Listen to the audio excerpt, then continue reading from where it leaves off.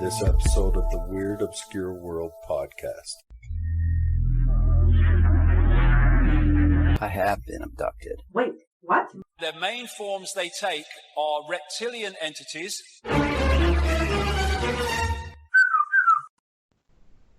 Well, welcome to the Wild Pod. We're here with Calvin, and in October 11th, right, 1973. October 11th, that's correct.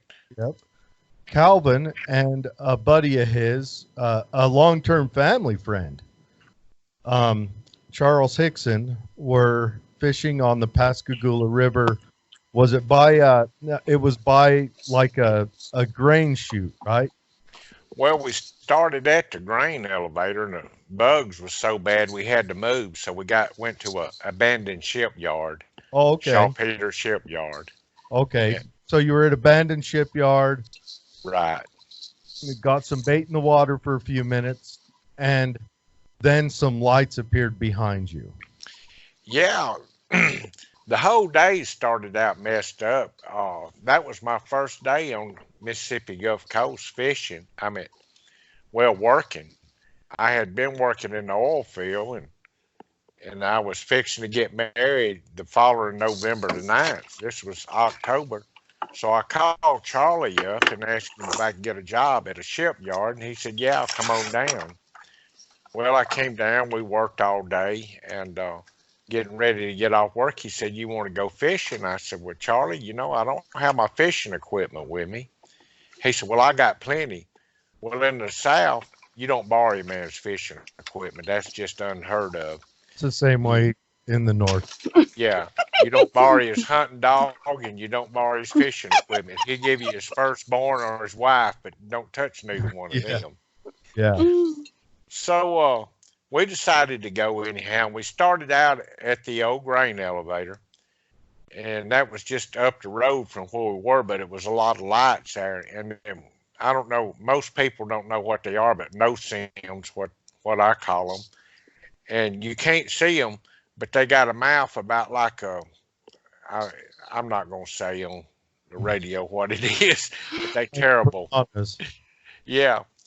So they got so bad we just had to leave, and we went to an abandoned shipyard right there on the Pascagoula River on the east bank called the Saltpeter Shipyard. And it had been out of business, I imagine, a few months. I don't know. The first thing we noticed when we pulled up was a no trespassing sign. I said, Charlie, I don't feel right about trespassing on a man's property over here fishing. He said, don't worry about it. I do it all the time. Just have no fears about trespassing. Well, when he said that, I was going to put the monkey on his shoulder if we got stopped, or something. Oh, yeah. So we made our way down to the pier, pulled up an old log, put it on this old raggedy pier, and was sitting there fishing. And I remember looking out across the water, and there was a big Coast Guard ship, or maybe it might have been a NOAA ship, and thinking to myself, me just going to work in this shipyard, and I had a steel float.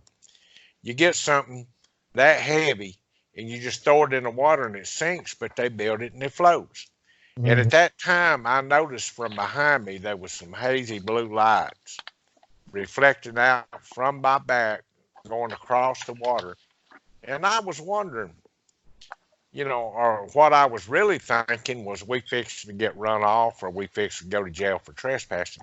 So I stood up and turned around, and about that time, Charlie turned around, and a bright light hit us. One of the brightest lights I've ever seen in my life. You can't, you've seen these bright lights at these fairs and all that you shine up in there. You can see them for miles. It was brighter than that. And it was pointed right at you. Oh, yeah. And it was kind of blinding. So from these hazy blue lights, and then a bright light, it spotlighted you once you stood up. Yeah. You really couldn't see through it right then to see what was coming at you or what it was, but that part was just kind of scary too, Oh yeah. But, by the time the light had blinded us, took just a minute to get her composure there, and we noticed three bulky looking creatures coming toward us. And they didn't look like humans. They looked kind of like Green Bay Packers coming. They didn't have no neck. They looked like their head set down on their shoulders. Now, I couldn't make out no facial details at the moment because the lights were still in their eyes. And two of them went toward Charlie, and one of them come and got a hold of me by the left arm. And immediately when he did, I felt some kind of injection or I heard some air. I really didn't feel much, but I heard a little whisk of air. And later came to find out that was some kind of injection to calm us down. And we found that out through the hospital. So it was like a sedative. Right. Now, And do you see the screen I'm sharing now? yes, sir, I do. Was that a lot like kind of what you saw, the bright light behind it and the... Well, the bright light is kind of like it. And the monsters kind of favor them, except they was a little more squatty, and you couldn't see between their legs. Their legs were together, but So- their hands and all was about the same. It was almost like their legs were, I don't know, kind of bonded. Yeah, it looked like they was too big to spread apart. Okay. And instead of walking, these things just kind of floated a little bit. Well, two of them got a hold of Charlie. One of them got a hold of myself. And that's looking more and more like it. Okay. Okay. And they took us to the... now, I lost track of Charlie during this time. And it kind of glided me up, to the door of a spacecraft, and this light was coming out that door. Did they just kind of lift you off the ground and... They did, and it was always amazing to me how they picked us up, and it didn't break an arm, or it wasn't real painful. So it's like they had some kind of equipment. Like they kind of levitated us in a way. Okay. And I couldn't move my body. Now, I could roll my head a little bit. I could roll my eyes. But as far as moving, I couldn't resist or couldn't fight, because if I could have got loose, I would have run. I'll just be honest with you. Oh, yeah. Yeah, me too. I'd have ran.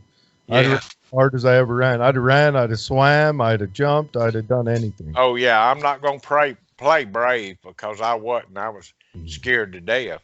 The minute, and not just playing brave, but the minute that they can inject you with something that immediately shuts down your physical abilities, you can't fight.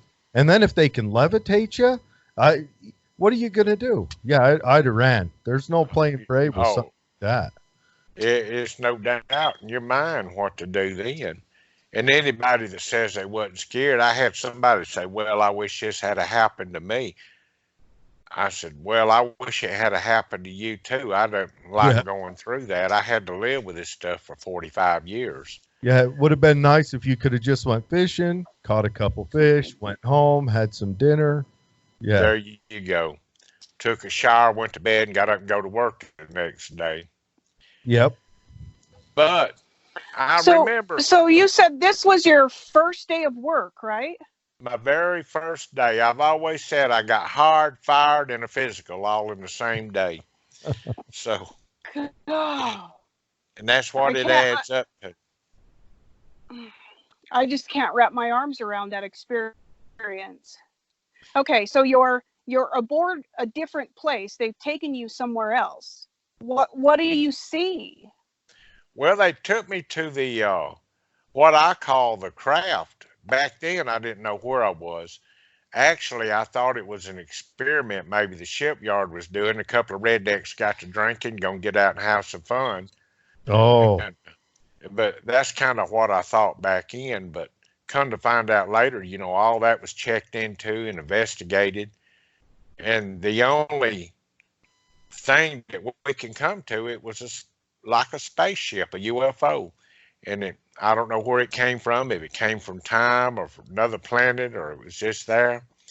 But right here in this area, they have a history of unidentified flying craft out here. In 1875, the newspaper from around here documented 500 witnesses, and they had eyewitnesses in the newspaper. And somebody sent me that ad here not long ago, where they had been 500 witnesses witnessed like UFOs flying by in the same flight pattern and all that they used here. And that's So this is 1875. There's nothing else that flies like that, unless No, they're in lights, lanterns back then. They don't even have like. nothing even flew then. I don't Yeah. know when the Wright brothers invented the airplane, but it wasn't good enough to fly with lights on it. It was what, 1906 or 7? Yeah. So they'd had to. I mean, the only thing that could be different is tying lanterns to local birds, and Yeah. And I can't And imagine that happening.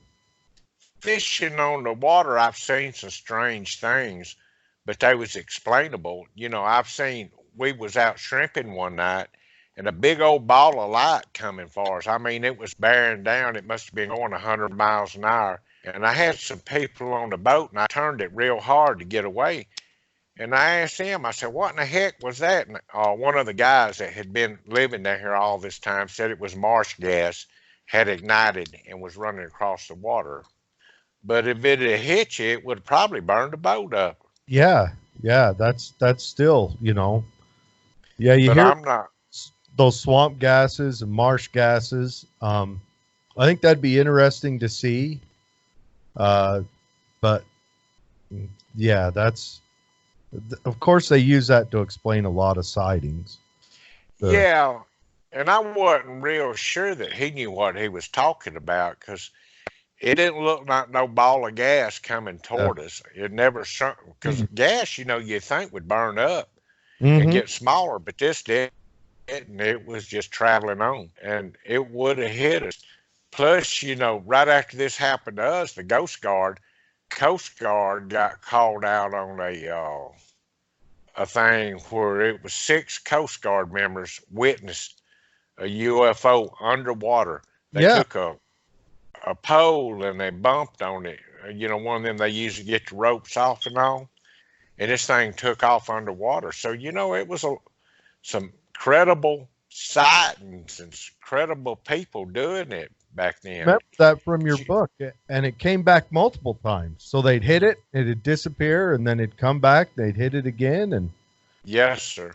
And then I also remember from your book the sightings that correlated with the incident, the night of the incident. Local people down there saw the lights that affected you and Charles.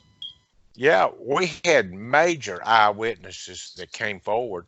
Matter of fact, I just went up to the hospital to visit with one last night. Her husband's in the hospital in ICU. Maria Blair, you probably heard us. And yep. Since she's come forward, we've become good friends. And we was actually talking about this in a little more depth where there wasn't people around last night. And because, I knew she had a testimony, and Irene Scott, took it down to Philip Mantle, and they put it in the book and all. And I read it, and I've met Maria.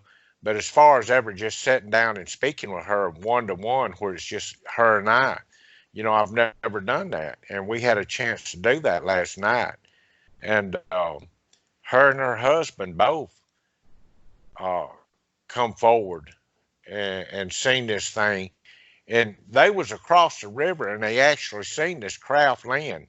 They seen the bright light that evolved, that come on to Charlie and I.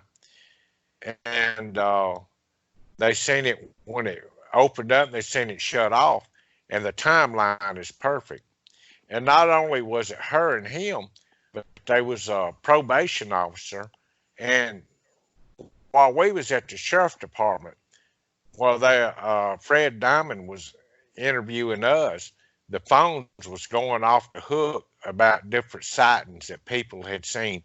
I know the dispatcher there, I heard him say, and he said it again just the other day at a book signing, and he said, I took 50 calls that night on unidentified craft, and I had to do a narrative on each one of them.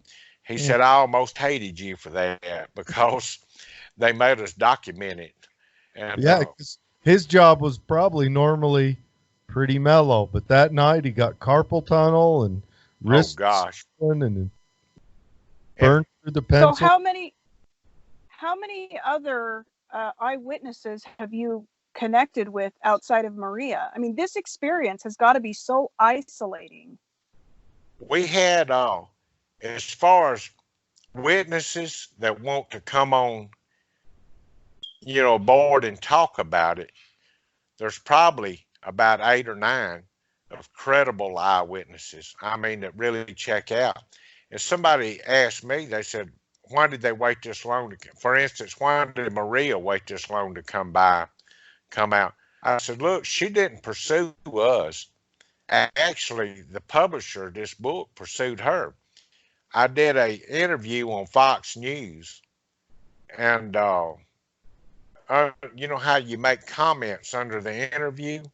Mhm. One of her daughters had made a comment, well, my mother's seen this going on that night, and she's always wanted to talk to Mr. Parker for the past 46 years. Now, this was 2018 when the first book came out. So Philip got on a quest trying to find her. Well, he couldn't find her. He finally found her daughter, and she gave her the contact information to Maria. It wasn't Maria coming to us for her 15 minutes of fame. It was Philip and I pursuing her. Yeah, so she probably, I mean, at the time, she probably didn't want to get involved, that night, and then the next day when the information came out, she was probably like, didn't want to get involved, but as time goes on, I'm sure that knowing what you saw and everything else probably kind of eats in the back of your mind and wants to come out. Well, and she did, and and she actually told me that there wasn't a day, not the first day, and that went by that she didn't think about me and where I was and what had happened to us and all that. And I believe her, there's no doubt in my mind she's a good, honest person. Now, her husband wouldn't let her come forward then because he had a job with a good company and a good crew, and he didn't want people to think they was crazy. But if you think about it, in 73, that was the path that I took. Charlie took the big mouth path, and he went out, made all these conferences, made all these TV appearances, and he kept this active in the media, where I chose not to keep it active. And one reason is because the media is bad about changing everything. They can't tell a story exactly the way the story is. Yeah, they seem to throw their agenda at it too, or Right. They want to boost it a little bit. Mm-hmm. But the good thing about when I did the book, that was one of the agreements I had with Philip. I said, Philip, I don't have an education. I don't want you to put a punctuation in there, correct a misspelled word, change any word that I say in the book. He agreed to that. And so far, he's been good to his word, and we've got along real good and become friends. Well, I think that adds a little more character. The book's in your voice, in the way you want to portray it, instead of. I've had people sit down and say that's read the book and say, look, that's like sitting in the living room and you telling the story, kind of how the Indians and all used to sit around, or even back in the biblical days, that's how the Bible came around. It didn't just come overnight. It took 200 or 300 years. Mm-hmm. They'd sit around and tell the stories to each other, and they would take the stories then and document it and put it down, like the Bible and other things. And I had rather hear someone sit down and tell it. That way you can read them. I have a problem. I used to be show me and I believe it. But now, I pretty well listen to everybody. And there's some people I don't really believe because they get too far out there with it. But then there's so many people that I've met since this book come out this good, legitimate people, and they really hold my interest, and I do believe them. And that's why I took a year after the book to make these conferences, to go around to do book signings, to give lectures. And one of the best book signings I ever had was right here in the county where this happened. I lived 6 miles from where it's happened. Nobody never knew I lived here. Yeah. Nobody knew my real name.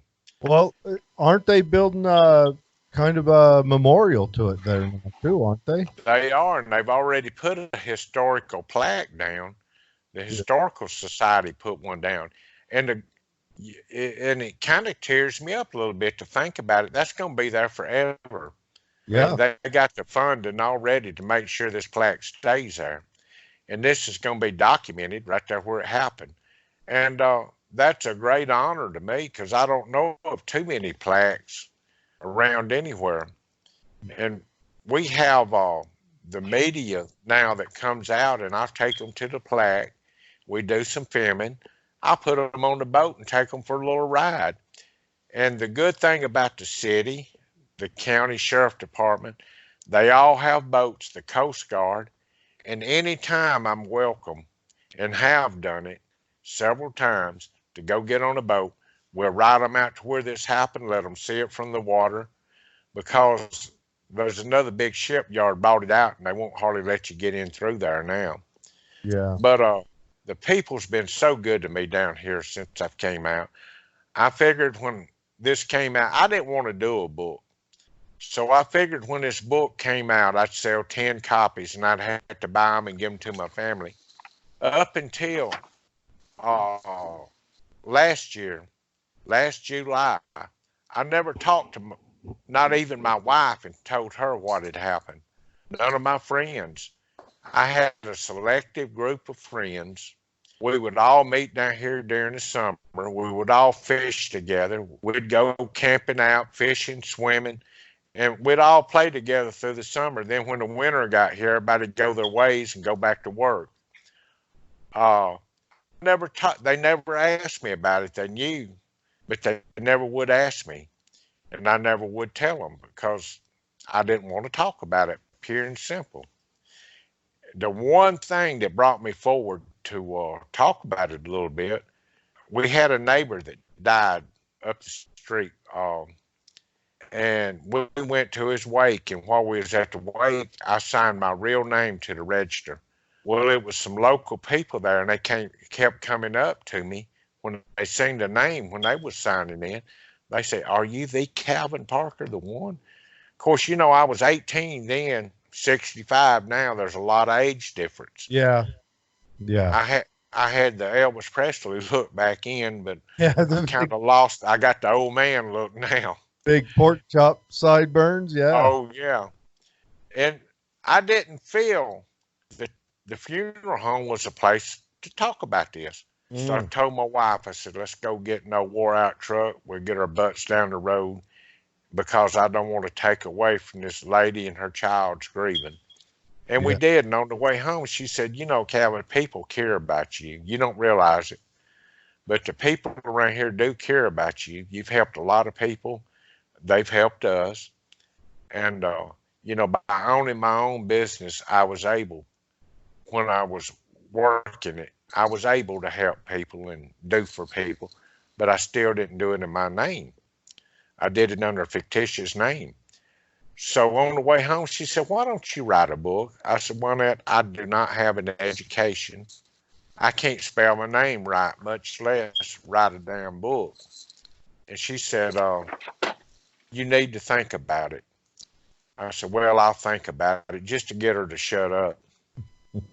Well, it just so happened the very next day, I got a phone call from Philip Mano. He had bought the rights for Charlie Hickson's book. He had written a book, him and William Medez, back a year ago. I've never read the book and all.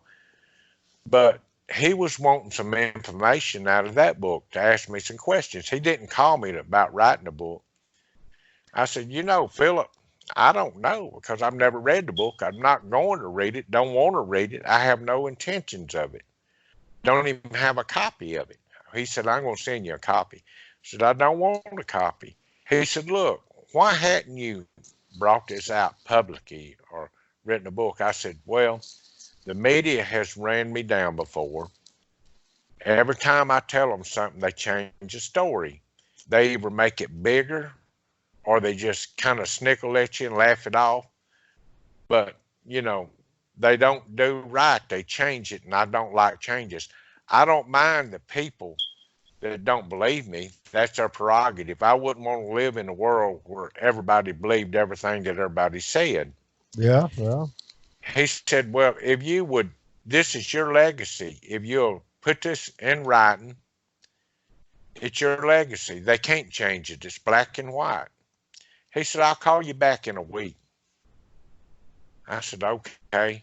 Well, when he hung up the phone, I just put no answer under his phone number. And I put my phone back because I wasn't intending on talking to him again. Well, about a week later, to get to his word, my phone was ringing. But I had a problem. I was down there loading my boat up, and I was having trouble. The wind was blowing hard, and it's a big boat. And I was trying to get it on the trailer, and finally I got tired of hearing it ring, and I just picked it up without looking, and it was him. Uh-huh. And I said, shucks, you know, do you be rude and just hang up because he'll keep calling back? Or Yeah. what do you do? I said, I might as well talk to him and nip this in the butt right now. So I did. We got started talking. And he said, when he told me that's your legacy, put it in black and white and all, it really got me to thinking. I said, Philip, there's one way I'll do this. I said, I don't have an education. I don't really, I said, I might need some directions on how to go about putting the chapters together, which chapter to do first and all. But I don't want no correction. I don't want the book edited, period. Nothing. And he agreed to that. And we did the book. And gosh, I come back and told my wife, just to get her off my back, we're going to do the book. So I went to my bedroom, and it was my office, and I said, look, don't let nobody bother me till I get through with this book.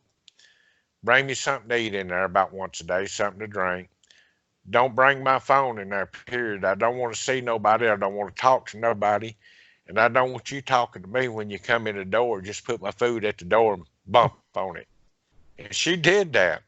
2 weeks later, we walked out. We had what I call the finished product of the book.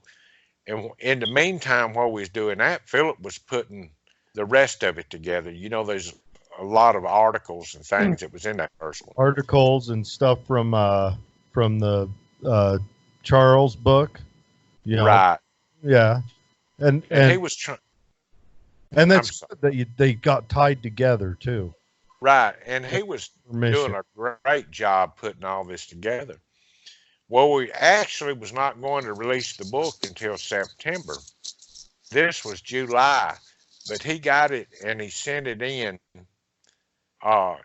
just to get a proof book to send to me and let me look at it before we released it. Well, when it got there in July, they released the book. Well, people started ordering the book online through Amazon. Well, he was going to stop it and then bring it back out in September because he was busy. They just wouldn't let him stop it. It came in when it got to be on the bestsellers list. He just said, look, you know, I guess he said, as a publisher, I guess I'm making money on this and I better let everything else slide instead of you. Yeah. And it did. It hit #1 bestseller within a week. Yeah. And it was bouncing off the wall. Well, at this time, this was July, Rebecca Davis with the city of Pascagoula was putting together a book signing. Wanted to know if I'd come in there in October. That was be my first book signing. And I went there, and it was shocking at the people that was at this book signing. The police department had to shut the streets down. They wrapped all the way around the block and went into another block. And they had to just block the traffic off the streets because there was so many people there. I ain't never signed my autograph so much at one time in my life. I bet. Oh, it was great. But the thing about me, I'm real personable, so I would take time with each person. It wasn't just you get your book and get out of here. I wanted to hear them too. And they all had such a warm feeling about them. And it's still going on today. And, they made me just feel good and they made me feel like getting out and talking about it. Because when I first did the book, I said, I'm not going to do any conferences or anything because I don't want to deal with the public. Basically, I'm a recluse. I don't like people. I'll go out and stay in my cabin or my houseboat and, hide away from everybody. But over 2018, after the book came out, I told Philip, I said, I'm willing to do a few conferences just to get out and see what I can find out from other people. And I made the conference circle and I did it for a year. So far this year, I was good to my word and hadn't taken any. Don't know if I will. There's one I feel like I might need to go to, I might, but I'm not obligating myself. You got these people that just depend on these conferences. Well, kind of like Charlie. And I know a few more that I'm not going to call no names, but they just feel like they have to go to these conferences. And I don't feel that way. My living's made. I mean, even before the book, I've had my living made. Yeah. So I don't worry about getting out and selling books and going to the conferences. The But book we all was more about leaving behind your voice on this legacy. right. And I feel like in this year that I've done it, and I've got the word out pretty good. Because I might as well say killed the curiosity of a lot of the people, not all of them. And me and my wife, this made us closer because, you keep a secret from a woman for 46 years, especially in a marriage, that don't go over just real good. Oh, it eats at both of you. It does. And Because she's always wanting to know something, and I never did want to talk about it. Well, you talked about in your book how the situation kind of dissolved your marriage on the first go round. It caused a conflict. It was some conflicts in there, and looking back, that was my fault. I should have opened up to her, and I should have opened up to my family, whoever I wanted to open up to, the public or the media or not. Yeah. At least the loved ones surrounding you. Right. I'm sure it was really traumatic. That's a difficult thing to just openly speak about. Yeah. Oh yeah. Well, let's go back to it. So they took you on the ship, and you couldn't see Charles. You were you were isolated from him on the ship, and so what happened while you were on the craft or the vessel? Well, this big ugly creature, I'm going to call this robotic looking creature, and I really do think it was robotic. Did it look different than the ones that came out and grabbed you? Right. Well, no, the robotic creature's the one that got me. Well, he's carried me in. Then he takes me into a little room. It's got like a glass table in this room, and he lays me on my back on this table. Me still not able to move, but I could lay there, and I was looking up at the ceiling, and it looked like a deck of cards that just the size of a deck of cards came out of the ceiling and stopped about a foot from my head. It started revolving around my head, and as it revolved, it clicked. It went click, click, click, click. Then it got straight up in front about a foot from my head. It shot back up into the ceiling. Well, this big ugly creature backed up over in a corner and just shut down. I mean, you could tell it's just like turning a switch off on him. And I kind of sensed the presence of someone else in the room. So still unable to move, but I could roll my head. I rolled my head over in my eyes, and I seen what I call a female looking creature.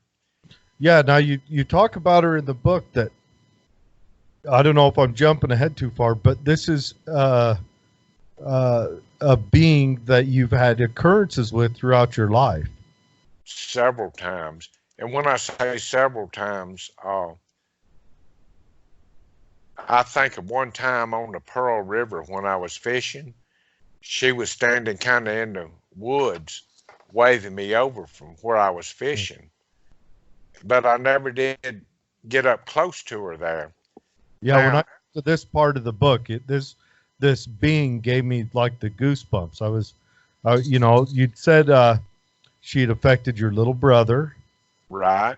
And what do you think she is or was or? Actually, I think going back, the first time I seen her was in my timeline. My way of putting a time on it. Kennedy was just assassinated. Okay. Not too long. 63. Right. And You'd my have been brother and I. years old. Right. So my brother and I was sharing a room, and because we lived in a small house, and he woke me up screaming. He was sleeping on the floor. It was my night to sleep in the bed, and he was screaming. They always call me Pee Wee because I was small. Pee Wee, Pee Wee, there's a ghost blowing in your ear.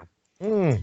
Well, that scared the daylights out of me. Well, I kind of woke up, but I didn't see nothing in there then. But he swears that it was a ghost blowing in my ears, and I really do think at this time it was probably her. And then later on, we was on a fishing trip with Charles Hickson and his family. Me and his kids was always real close. Mm-hmm. And we was on a sandbar, and I kind of walked up to use the bathroom up along the line of the woods, and this female creature looked like a regular female, was trying to wave me to get me to come off into the woods there. Well, that'd scare the heck out of a little old boy too. Oh, so, yeah. Took and I run off back to the sandbar, but I have distinct memories of this. And of course, the next time I seen her was in 1973. So I feel like I've always been tracked in some way or form. And maybe they was doing kind of experiments or something on me, like they used to experiment, like people used to experiment with animals and all. Not that I agree with that, but I feel like, I was just a laboratory animal to them. Experimenting on you, or maybe wanted to, take you over in some way and use you in some way. And so that's now, very, very possible. You sensed this female on the craft. Did you immediately know? Like, was it familiar? Did you recognize it was familiar then, or were you just afraid? Well, I'd had that what I call a go to hell shot that big robotic creature gave me, so I really wasn't afraid at that very moment. I didn't get afraid till later. She came over, and this is actually the first time I really had kind of like a conversation with her, and it was mentally. And what was shocking to me, you would think them being from somewhere else and all, they wouldn't speak in redneck language or southern language. But she looked like just an average woman. And I had mentioned before, if I'd been in a bar having a few drinks, if I was a drinking man, I would have picked her up and asked her out on a date. That's how normal looking she looked. Mm-hmm. The only difference I could tell, she had eyes, nose, ears, mouth, everything that would be on a normal woman, but breast. I didn't see any breast. Her hands, her two middle fingers on each hand was a little longer than normal. But she grabbed me and she felt in my cheek, my skin, right there. And I didn't feel any sensation, no warmth or nothing in her hands. And then she took her one hand and she pushed down on my chin, and my mouth come open. And she took her other hand with them two middle fingers and run them down my throat. And that little thing that hangs down, I felt her when she went by it. Now, I don't know what they call it, but by this time, I was getting scared. Well, yeah. I was choking. My nose started bleeding. And, I couldn't catch my breath. I was bleeding. Well, she pulled her hand out. And this is the first communication I ever really had with her, except for her doing the waving motion to come up when I was at the Pearl River. And she said in a female's voice, like I would talk to somebody on the streets out here, it wasn't disguised, "We're not going to harm you." Now, this was mentally, and maybe I imagine it being in a normal voice. But anyhow, same difference. So we're not going to harm you. And I thought, well, bitch, You it's just too late did. to say that. Yeah. Yeah. You're You bleeding. done pull my little thing out of the back of my throat almost. Yeah. Oh my gosh. Yeah, and then in the ship you if I remember, you pushed her back against the wall and started slamming her head into the wall, right? Well, this was just a little bit later on. When it came around, she summoned the old big ugly one in the corner, and he came in and grabbed me by the arm, and I felt an injection. And all this was going on. And then, this shot started kind of wearing off a little bit. And when the shot was wearing off, I could feel myself getting control. And the next time I remember her, I was pushed up against a wall, and she was trying to put her finger back down my throat. So and she had him give you more sedative so that she could gain more control over you. Right, so she could gain a little control. Well, then the next time I remember seeing her was I was against a wall. She was trying to get them fingers down my throat again. Well, I was thinking, you're going out the door with me. I'm going to leave here with some kind of physical evidence. And I actually looked around to see if I could see a door, and I couldn't see one. But I was tired of that finger being in my throat, so I just grabbed her and started beating her head against the wall. And back in, I was pretty young. I was strong. I've been working in the oil field, slinging a 16-pound sledgehammer all day long in the shipyard, so I might have been a little tired from that, but I was able to do it. And she started bleeding black blood from her eyes, her nose, her face. And then at this time, I thought she had killed me because she started fighting back, and I was getting my eyes scratched and bleeding and all this. I mean, I was in pretty bad shape when I came out, physically and emotionally too. How to focus in on her, how tall was she? Was she abnormally tall, average? If I was going to compare, I'm 5'9", and she was just an inch or two taller than I was. So she's abnormally tall. Right. For a female. Well, especially in 73, that's taller than the average male. Yeah. And she started fighting back. She had, like, her middle finger was a little bit longer, so she had kind of an odd-shaped hands. Her two middle fingers, like if you got your middle finger, that next to it too was about the same length and a little longer. So both of them were, and was she abnormally strong? Oh yeah, so she was pretty strong.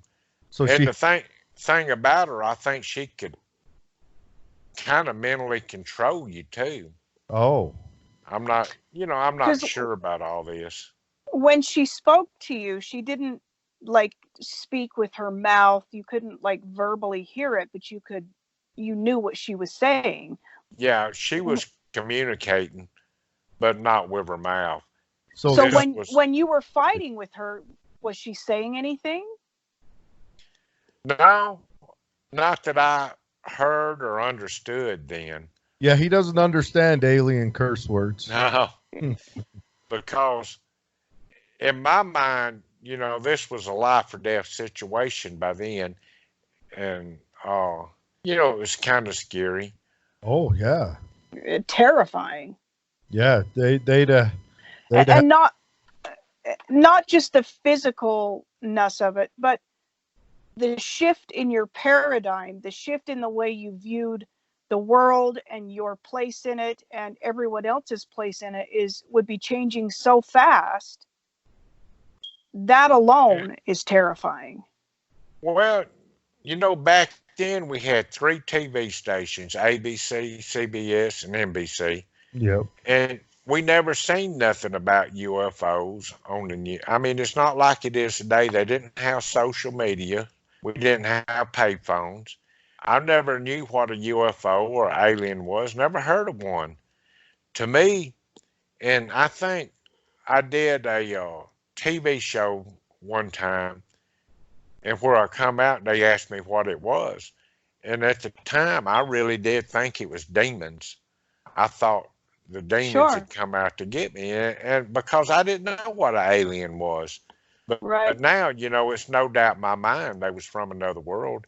It's just like different cultures here on Earth. We got the Buddhists, we got the Muslims, we got just every race in the world, and they all believe something a little bit different. And they all temper different. I mean, you have some good, you have some bad, and you have some really bad. Mm-hmm. So, and I think that these worlds, other worlds that we deal with, it's the same way. There's probably good there, and there's probably bad there. And there's probably just good old folks there. But I really do feel like she might have been in disguise just to make me not be so afraid when I first seen her. Sure. Been presenting as a female because they found that females feel people are less afraid of females on average. That feel safer to interact with them. I think and I really believe that. Now, I don't know it for sure, but I really think that, probably had a disguise on. And if you think about it, the voice and all, they had to study these voices to get them down right. Even if they did send them mentally, they sent them, and they sent them in Redneck Girl's voice. So you may not be her first interaction. She might have been, there might be people before you she's interacted with and learned these ways. It had to be. Now, another time, this is more recently, just a few years ago, you went fishing and lost time. Do you think that something to do with the same group? Well, it's all hard to say. This is when I got to meet Bud Hopkins again. Yep, Bud Hopkins. Now, this might have been the good side, how you said there's good and bad in each culture. This might, because they did fill your icebox with fish for you. Fish, yeah. And that was shocking. I had that missing time. I didn't know what happened. And a buddy of mine come over the next day, and he was actually a reporter for WXXV 25. And he'd been following me around since 73, wanting an interview, and I never would give him one. We'd got to be friends by then. He said, "What are you doing?" I said, "Well, I got the strangest thing happen, Bill." I said, "I went fishing, and I got all this missing time. I don't know where I was. And we was standing out by the boat talking, just shooting a bull for a minute, and I was telling him a little bit about it. He said, "Well, did you catch any fish?" I said, "No, I ain't caught nothing." He opened the cooler, and the cooler was full of fish. And I didn't. And I know I hadn't caught no fish because, I was out there. I wasn't even planning on being out there at night. So you were out there after dark, and I think you said your boat wasn't equipped to run at night. Didn't have didn't have a floodlight. Didn't have the boat indicator lights on it. No, didn't have nothing on it. And that's scary, driving a blind boat across water. That's really scary. It Sure. is. I didn't even have a flashlight, Mm. to get across. And I told my wife, I said, look, I'm going to go out. I'm going to fish the tide. I'm going to run out to the islands real quick. I'm going to fish this tide. And I'll be back before dark. So don't worry about it. And she had the number for the Coast Guard now in case, it got real bad. And I've always told her, give me at least 24 hours, because if you break down on that water, normally somebody will find you within 24 hours. Yeah. So that's why she didn't call them till then. Because this was, I got out there at 11, so I had to leave the house probably around 9. And next thing I remember, it was 3 in the morning when I got back to the boat landing. You went out there you got out there at 11 a.m. Right. and lost. I mean, that's losing. That's 18 hours of time. Losing 18 hours. So that's a substantial amount of time. It's a lot of time. Because, see, I was going to eat my lunch, and this is the only word that I had to say Philip mispronounced in the book. It was a bologna sandwich, and he called it a blondie sandwich, so I didn't say nothing about it. A blonde. Yeah. Isn't that like white cake with Yeah. topping? I don't know. I figured him being from the UK, that might be what they call him. I don't know. It could be, yeah. But hey, I really enjoyed the book, and that takes me back. That makes me think back to when your little brother woke you up saying a ghost was whispering in your ear. If she's studying you, and this is a long-term effect, maybe she's trying to either implant thoughts or implant actions into you while you're asleep using, whispering it into your ear, and your brother may have interrupted that. Could very well have. Now, my brother has always been a very serious type. He went a long ways in school. He was real educated. He retired out of the military. Mm-hmm. And, so he has always been an honorable person, and he wouldn't pull my leg now I would his. He was my little brother, and Yeah. I'd have fun with him if I could. Brothers don't do that, do they? Yeah. And we had a lot of fun. And I talked to him every day right up to the day he died. And, I miss my brother a lot. But I've always thought about that. He's always was interested in 73, and I never talked to him about it. And I've always thought, I wish I had did the book before he died so he could have read it or would have talked to him about it. I'm extremely glad you did it. We first came across your story. We had just started this podcast. This would have been back in probably March. And we came across the story that they're building the memorial. The monument. Yeah, Mm-hmm. the monument. Yeah. And so we talked about that. So we just did a little, two guys fishing on the Pascagoula, and they got abducted. But we just did a precursory because we were doing like a news thing about the monument. And then a buddy of ours, James, says, I'm in touch with him, and I'm like, all right, I'm going to grab the book. So I grabbed the book and busted the book out. I got the audio book, so I listened to it on the way back from visiting our brother that's in Arizona. Uh-huh. And so I'm driving across the desert.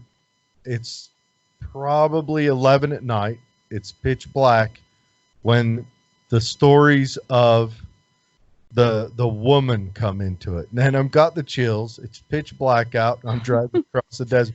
How to give you the heebie-jeebies. Yeah, it was a surreal moment for me. And just then I climb up out around Flagstaff and, start working my way through there, through Monument Valley, and then through the mountains as the book finished up. But that part across the desert, when I hit the part about the woman and the part about your brother waking you up, yeah, I got the chills off of that. We, I had lost some memory there for a second.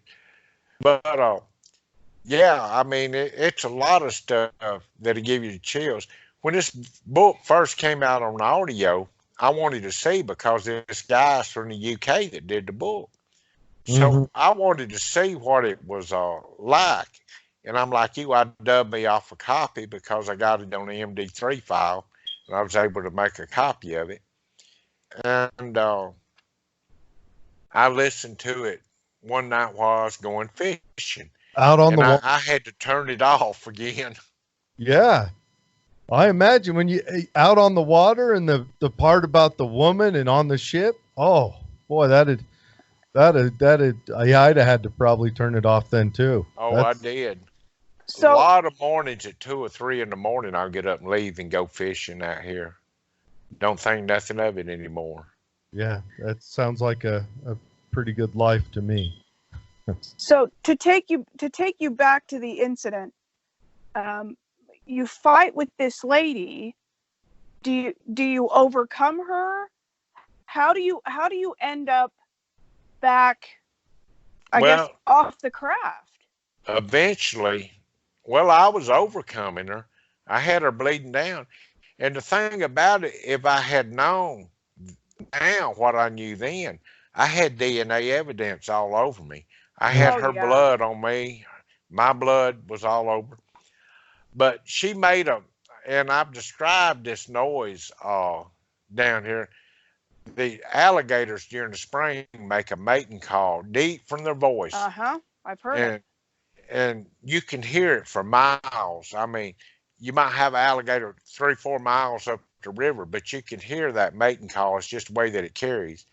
And she made a call like that.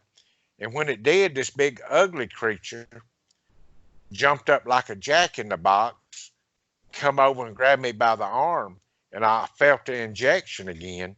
And the next thing I knew, I was out facing the river, same spot I was picked up in. My arms are stretched out.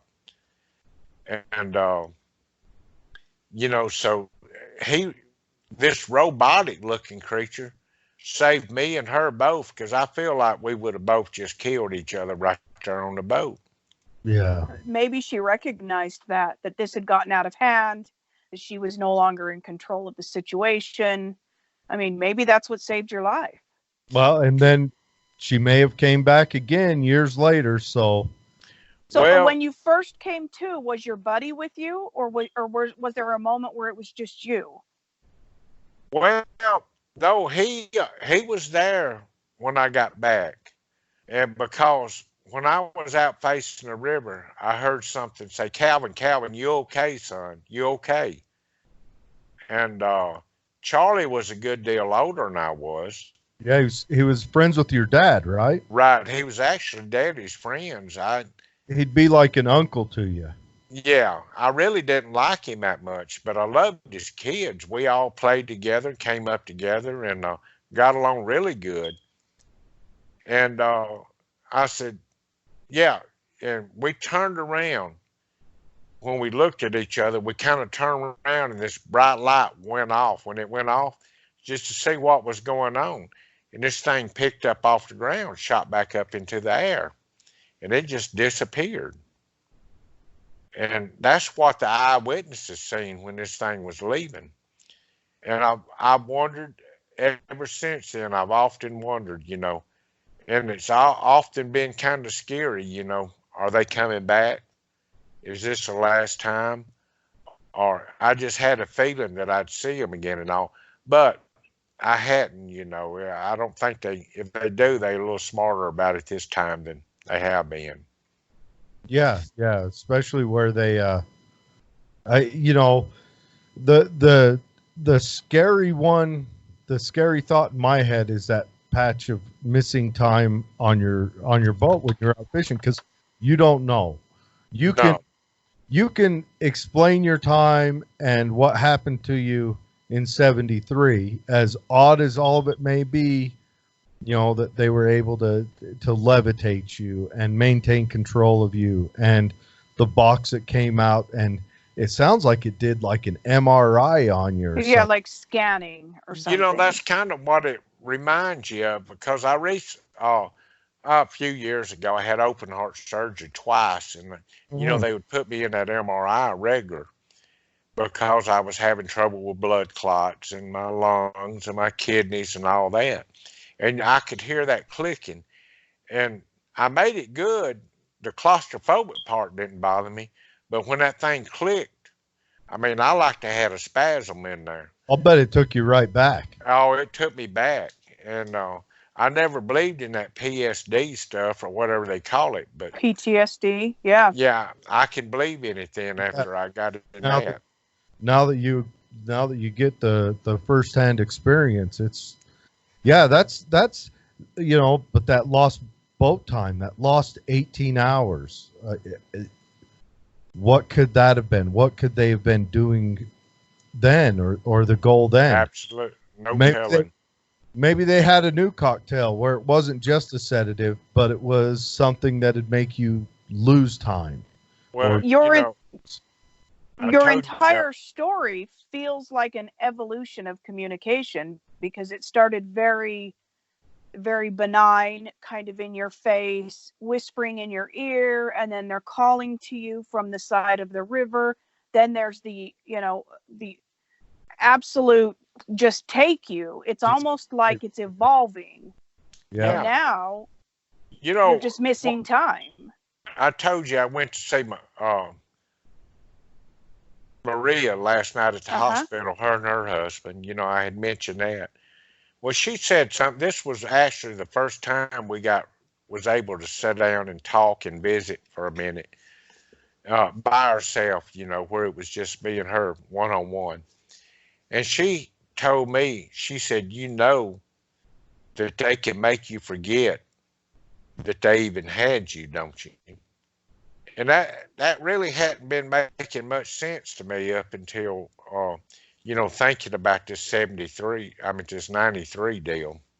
Sure. But, I'm wondering, maybe she might have got abducted. Right. Well, again, there's that incident in 73, but it's when you go under with Bud Hopkins, he helps draw some more of that out, some more of that shockingness out. And yeah. And so they may have been using some stuff then, and that and part of the reason for you seeking that out was your loss of time on the out fishing, right? Right. Now, Bud kind of run them two together like that. Lately, in this second book that came out, Kathleen Martin came up, and I met her in Arizona at that UFO Congress and got to know her really well and trusted her. And she has a degree in forensic science, and this is what she does for a living. I mean, she's really professional. I asked her if she would consider a hypnosis session, because I'm like everybody else. I want to get to the truth. I want to just know the truth. And she agreed to. So she flew down here, and she put me under for 3 hours. And it wasn't like Bud, she didn't lead me into anything. Now, she would ask educated questions. Blood would kind of lead you into something a little bit. But we come up with a lot of facts and details, and it's a lot of them that was covered in his second book that just came out. And, so the book just came out? Oh, yeah, we just did another book. What's the book's name? Pascagoula, The Story Continues. New Witnesses, New Evidence. And the New Witnesses has all the new, it isn't so much about the case like the first book. Mm-hmm. This is about what's happened since then. We was actually going to just put a little thing in the back of the first book and, send one to everybody that had one. But it was so much. The second, I was trying to see if I had a copy. The second book is as big as the first book. So it's a little much just to add an addendum on. Right. And it's not all press releases. It's the new hypnosis. It's the new eyewitnesses. it's every eyewitness that come around that night that got into this book. Not just Maria, but several more. It's about the plaque. It's the medical information that we found out from just the day after that we went to Singing River Hospital over here the day after. We got interviews from the sheriff, was sheriff back then, from Keesler. I'm It is excited. I'm loaded. excited to read that. Yeah, Yeah. we're gonna have to get that book and have another interview about that stuff. Oh, I'm ready. I'm more excited about this book than I was the last. Through the last year, we had been just kind of putting this book together a little bit. Next thing I knew, Philip said, "We got a book. You know, it's not nothing.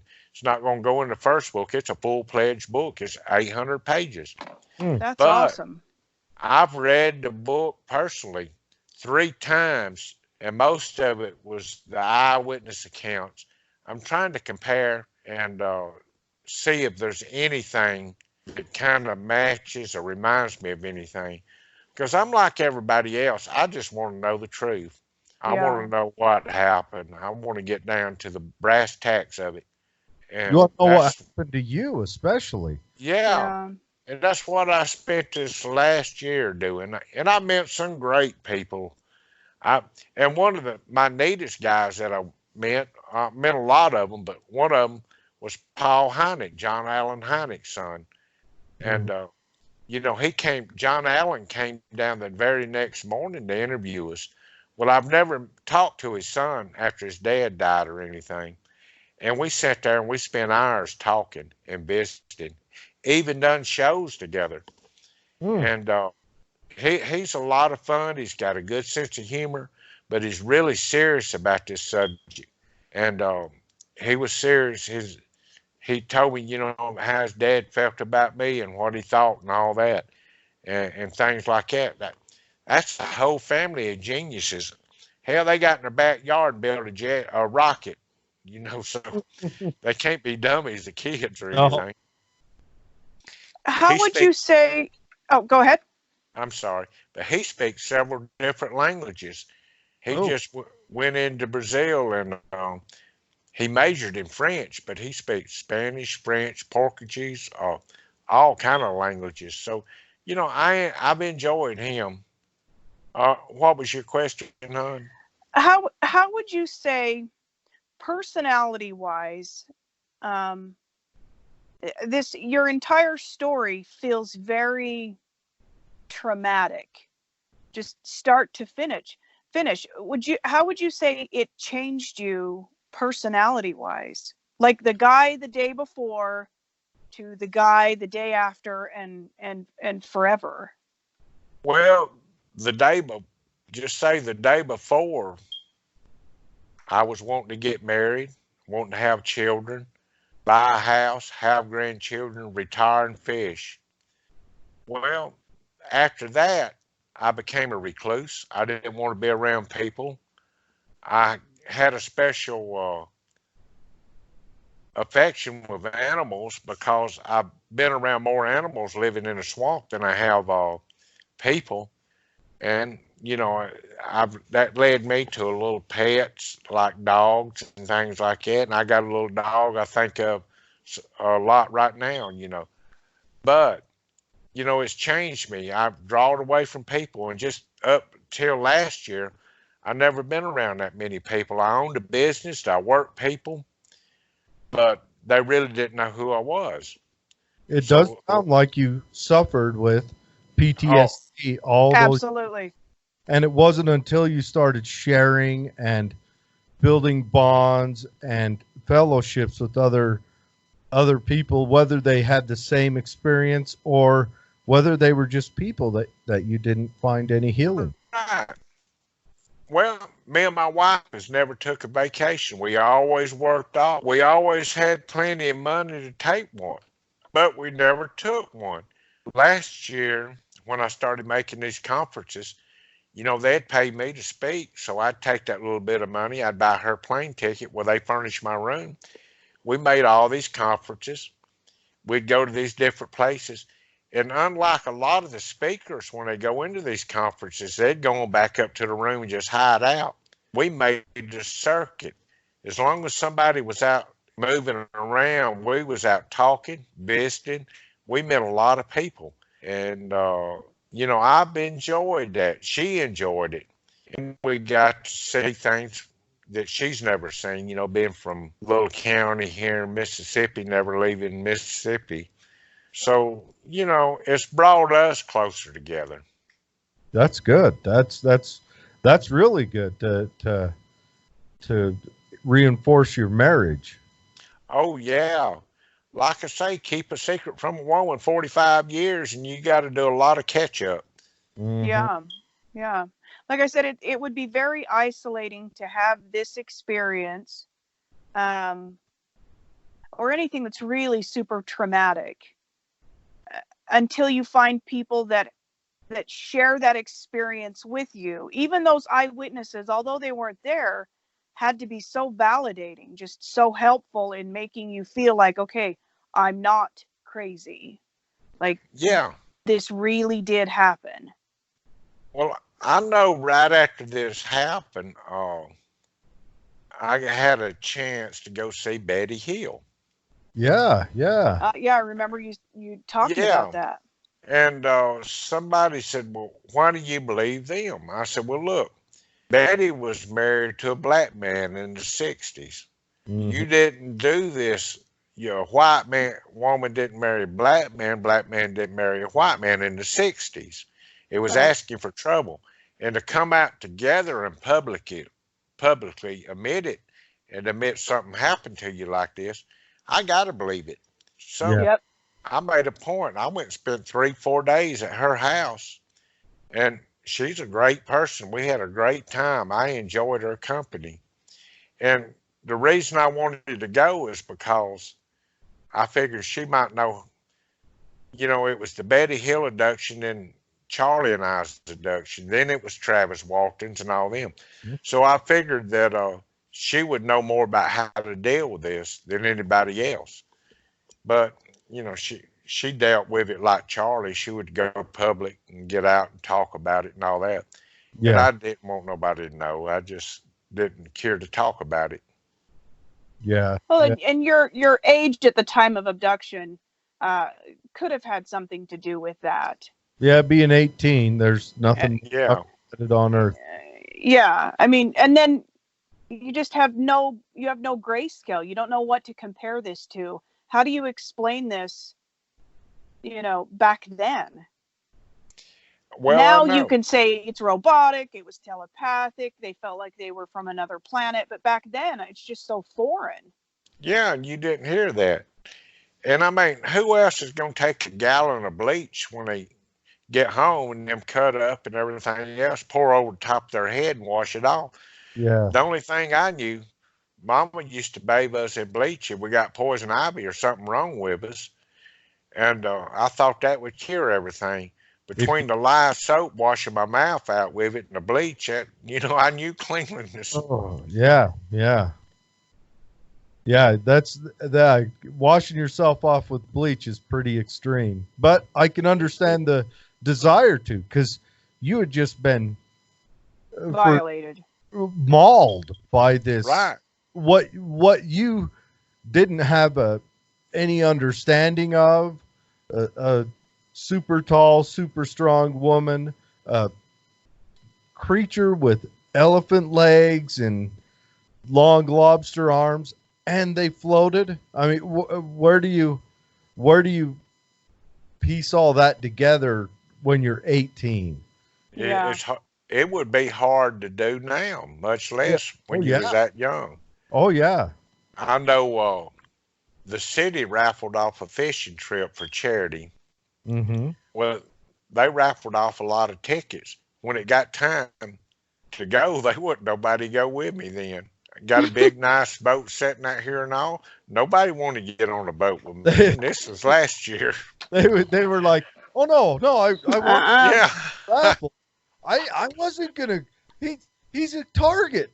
Yeah. And this river down here, they call it the Singing River. because on the Trail of Tears, when the Indians and all come through here, they were starving to death. And a whole bunch of them marched themselves off into the river. And they Oh, were singing when they marched off in there and drowned. so there might be a bit of Spiritual connection. yeah, like I don't know if I want to say haunting. We grew up around a lot of Native Americans. My best friends growing up were always Native Americans, Navajo, Ute, Goshute, and all that. And there's a lot of interesting kind of supernatural surroundings in that.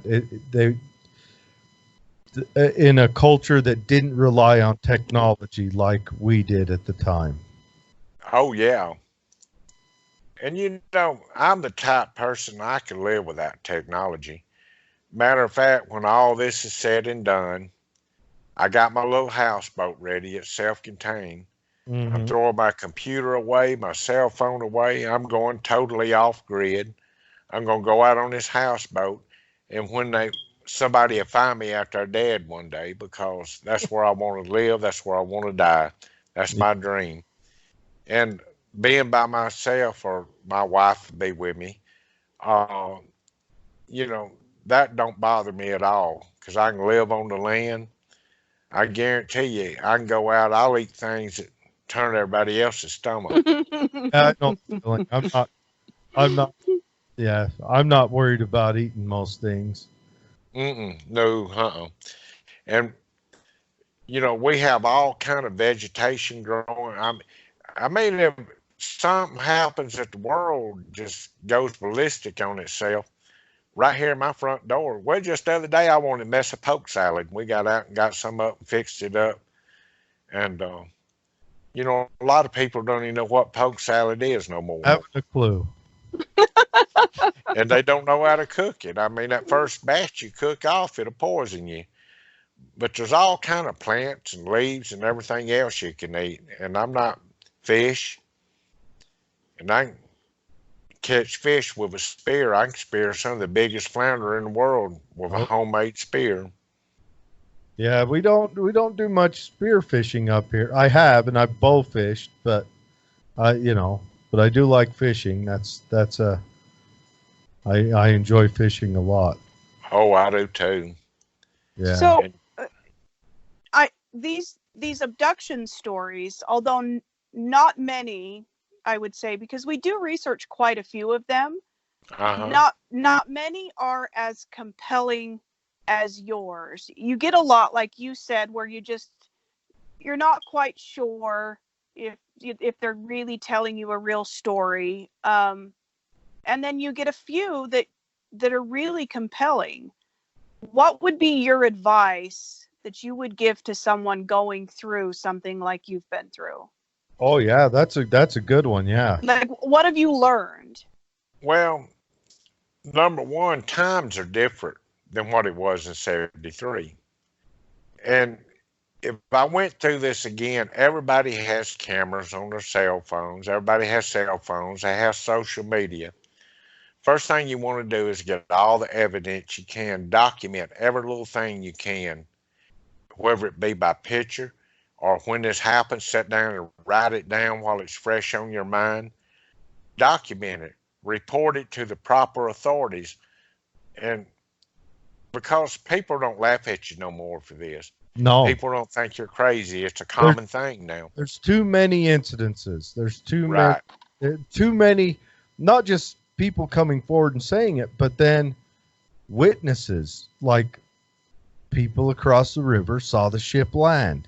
Saw there, or there's science that are starting to catch up with this stuff. There's too much.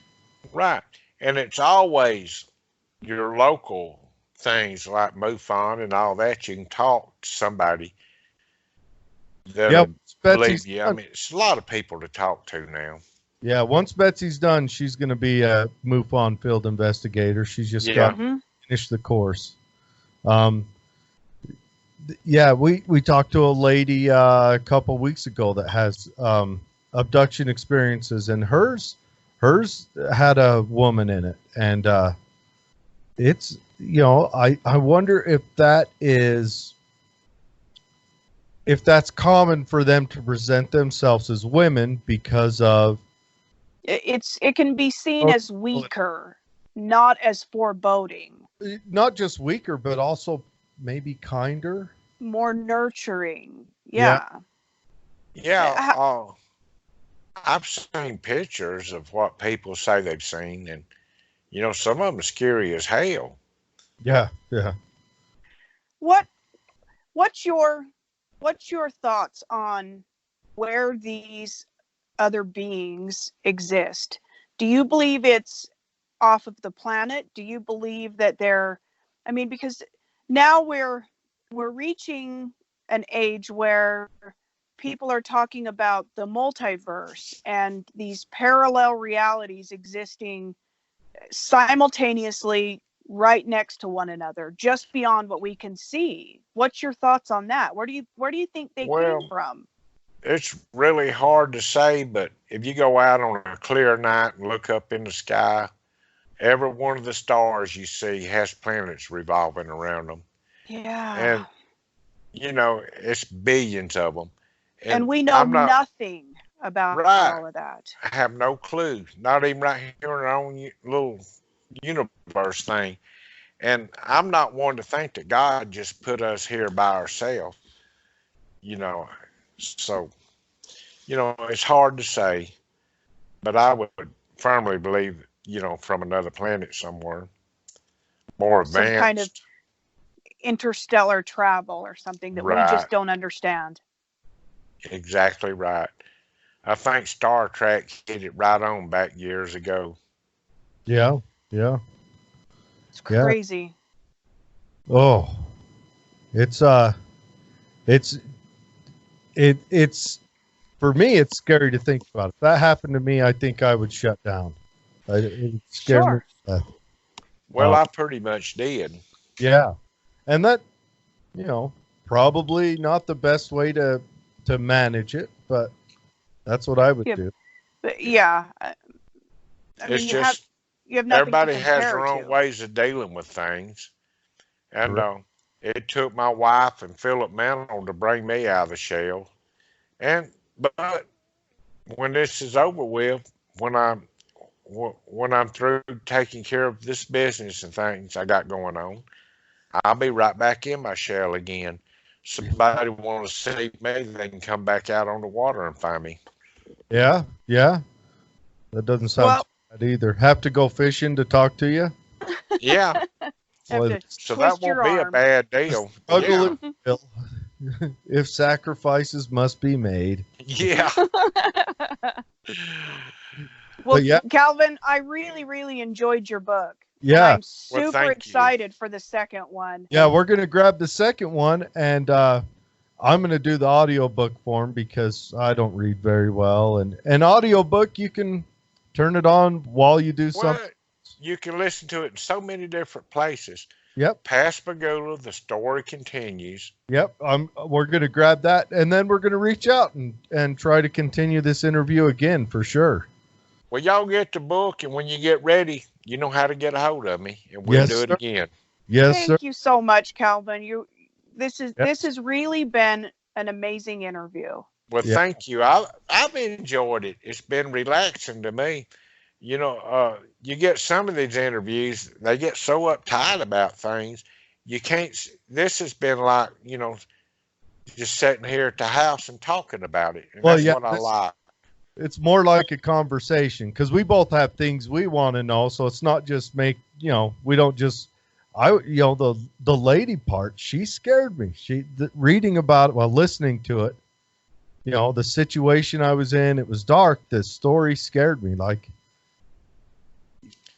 Well, yeah, if your brother hadn't woken you up, could her whispering in your ear gone on for your life and you'd never know about it? yeah, and like I say, and believe it or not, my ear was wet. Oh, Oh, Yeah. When he said there's a ghost blew in my ear, I mean, I reached up there and felt it. You don't. Oh man. That's the stuff nightmares are made of. Oh, Yeah. yeah. Well, we'll see where it all leads.